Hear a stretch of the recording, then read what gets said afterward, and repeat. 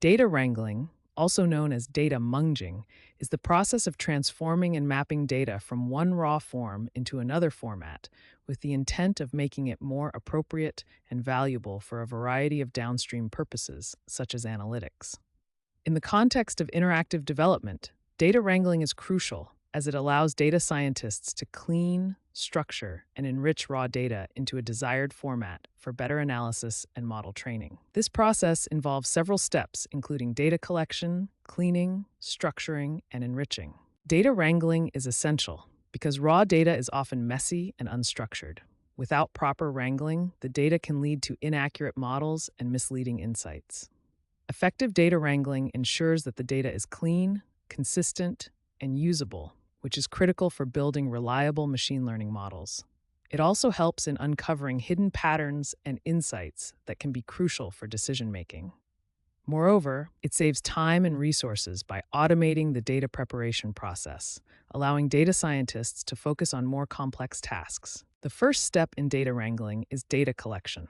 This involves gathering data from various sources such as databases, APIs, web scraping, and third-party data providers.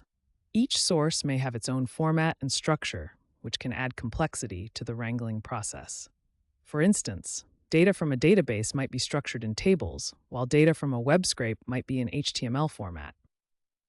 Understanding the source and format of the data is crucial for effective wrangling.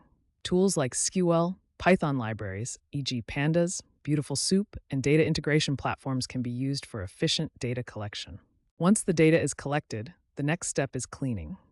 Data cleaning involves removing or correcting errors, handling missing values, and filtering out irrelevant information. Common techniques include removing duplicates, correcting inconsistencies, and standardizing formats. For example, if a dataset contains multiple date formats, they should be standardized to a single format.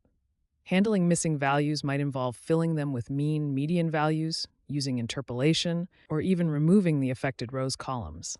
Python libraries like Pandas and NumPy are often used for these tasks. After cleaning, the data needs to be structured and transformed to fit the requirements of the analysis or model training. This may involve normalizing data, creating new features, or aggregating data. For instance, categorical data might need to be encoded into numerical values, or time series data might need to be resampled to a different frequency. Data transformation also includes scaling and normalization to ensure that features contribute equally to the model. Tools like Pandas, scikit-learn, and seql are commonly used for these tasks. Data enrichment involves enhancing the existing data by adding additional information from external sources. This can provide more context and improve the quality of the data. For example, adding demographic information to customer data can provide deeper insights into customer behavior. Data enrichment can be done through APIs, third-party data providers, or even by merging multiple datasets. This step is crucial for creating a comprehensive dataset that can lead to more accurate models and better insights. Python libraries like Pandas and external APIs are often used for data enrichment. Interactive development environments, IDEs, like Jupyter Notebooks, VS Code, and PyCharm are essential tools for data wrangling. These environments allow data scientists to write and execute code in an interactive manner, making it easier to test and debug data wrangling processes. Jupyter Notebooks, for instance, allow for the combination of code, visualizations, and narrative text, making it easier to document the data wrangling process. These IDEs also support various libraries and tools that are essential for data wrangling, such as Pandas, NumPy, and Matplotlib. Pandas is a powerful Python library that provides data structures and functions needed to manipulate structured data seamlessly. It is widely used for data wrangling due to its ease of use and efficiency. With Pandas, you can perform a variety of data wrangling tasks, such as reading data from different sources, cleaning data, transforming data, and merging datasets. For example, the read CSV function can be used to read data from a CSV file, while the dropna function can be used to remove missing values. The group by function allows for data aggregation, making it easier to analyze grouped data.